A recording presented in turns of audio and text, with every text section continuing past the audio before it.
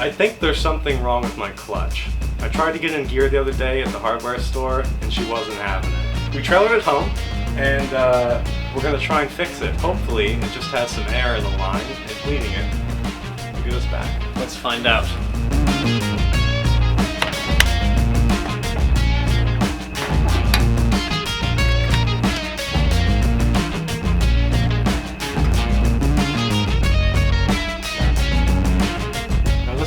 First successful front-wheel drive cars, and because of that my clutch is not actually somewhere that way. It's underneath what is commonly referred to as the walk. Quick lesson in hydraulics. This is our master cylinder for the clutch, and this is what produces the pressure from the pedal. It feeds the slave cylinder down here that pushes this arm and actuates the clutch.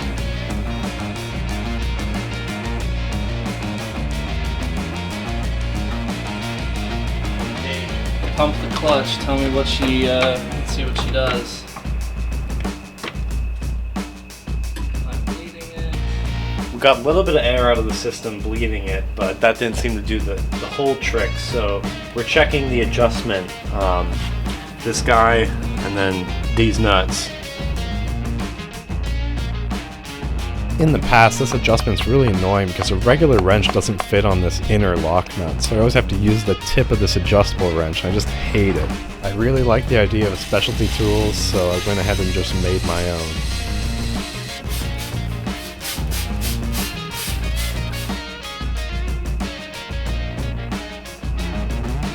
And it fits suspiciously well, almost like it was made for. Now it's bled and adjusted, and we're going to put it in gear to press the clutch and see if it rolls. If it does, then we know that the clutch is disengaging and everything should be hunky-dory again.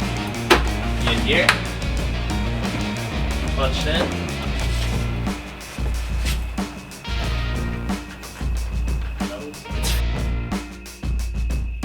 If everything is working correctly, this should move somewhere between 1/2 and 3/4 of an inch.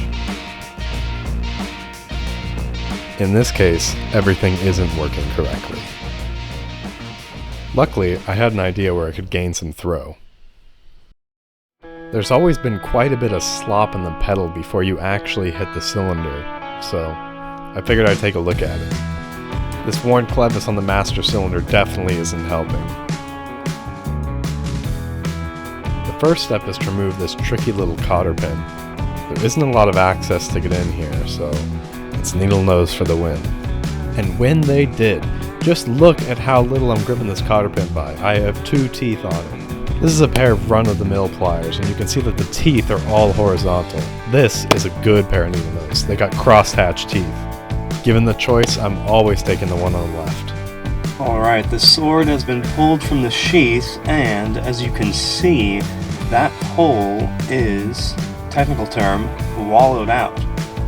Alternative technical term from across the pond, buggered. With the pin removed, the problem is obvious. This wear is not helping us at all. Just look at the before and after.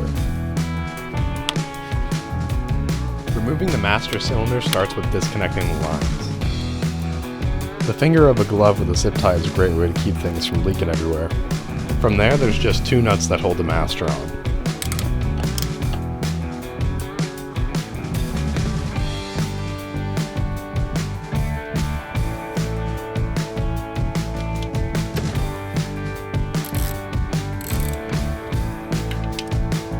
With the master dethroned, I cleaned up the remaining gasket as best as I could. And by as best as I could, I mean, I really just wanted to get this one little loose piece off the back that was annoying me. Here's the old one next to the new one. There's a couple obvious differences here with the reservoirs. These reproductions seem to change every couple of years, but no functional difference. You can see that that hole on the old one is completely wallowed out. It's probably 1/2 inch long now, compared to the new one. Nicely stamped hole, clean to spec.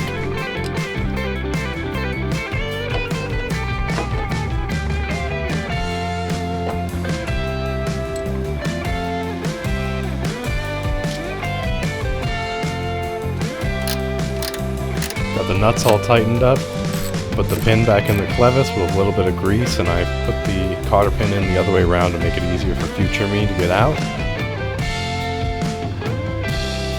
Don't forget to reconnect the line, and then you are ready to bleed the system.